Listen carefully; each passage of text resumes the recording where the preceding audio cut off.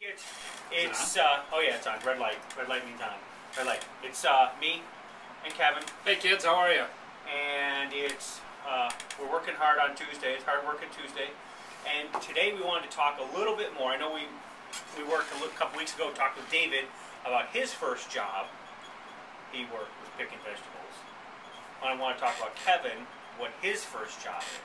His first paying job. We kind of have to set some boundaries. What was your first paying job?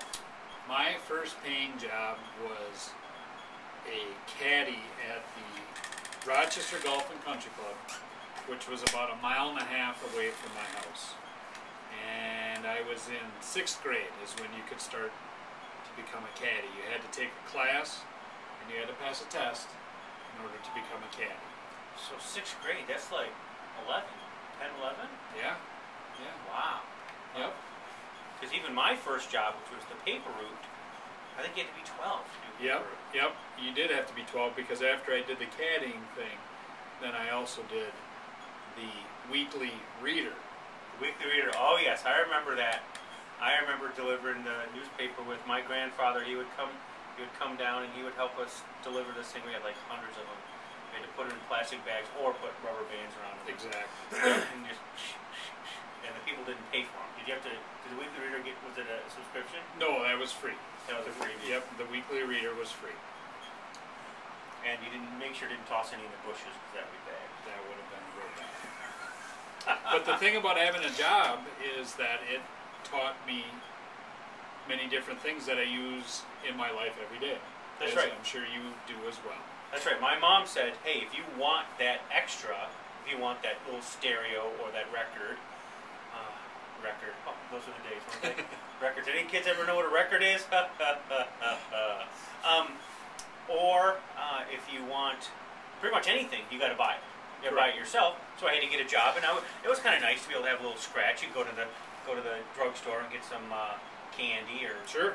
whatever it happens to be. And the best thing about having a job is that you need to be able to get to your job.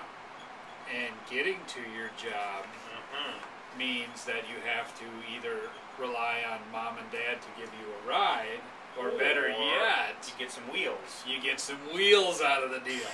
And that's right. And then if you have a job and you got to pay for it, and you get wheels, you got to pay for insurance. So it's kind of a recursive thing. You got to have the job to get the car. wheels. You got to have the car to get the. So yeah. But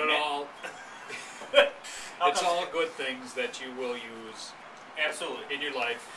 But it teaches you self-reliance, and that's important. Yep, absolutely. Being able to be industrious, being able to have a strong work ethic, that's something important. And I think a lot of kids don't have that this year. A lot of kids see what mom and dad and grandma and grandpa have already, and they say to themselves, "Oh, well, that looks easy. I want to move. I want to go all the way to their level right now." Right. You can't do that. You got to. You know, what do they say in Caddyshack? The world needs ditch diggers too. Exactly. You got to start out small. I'm not saying you got to be a ditch digger all your life, because Madeline does want to be an OB. She wants to be an OBGYN Cool. when she grows up. But you got to start someplace, which means Culver's. Culver's. Yeah, and see, back then for us, we didn't have Xbox. We didn't have Twitter. We didn't have cell phones. We didn't text. We didn't do all those things. But what we did do was we worked. And you worked in order to get stuff, where those were the life lessons that we have used from here on out. Yeah, and you don't get those life lessons from Xbox and things like that. So working is very important. A strong work ethic. You know, mom and dad certainly will help you out when you need it. Yep. But getting a good job and showing that you can work, plus that builds a resume, and that's something you're going to need, because when you go into another job, they're going to go, well, where have you worked before? And granted, Culver's isn't that, you know, it's not a glamorous deal, but who knows? But who knows? I mean, when I started out as a caddy at the country club, I worked my way up. I worked in the pro shop. From there, I worked shine shoes. From there, I set banquet tables. From there, I was a busboy and ended up actually being working in the kitchen as one of the chefs. Wow. So you had a long stint at that. A long stint. There's a lot of stories at that country club, I'm sure. There are many stories that I would love to share. But this is family friendly, isn't it? But at a later time. But at a later time. Okay, kids. Strong work ethic. good job. We've been talking about that all morning. Everyone we see, what was your first job? What was your first job? Yep, it's interesting to hear what everybody It has is. to say. Paula said she was working strawberry, Picking strawberries. Somebody else had a paper route, pumped gas. A lady, Diane, she made buttons at Zwickert knitting mills. So many different things that we did when we were young in order to have income to do the things that we wanted to do. That's right. You got to start someplace, get a job, be productive, and the rest will happen.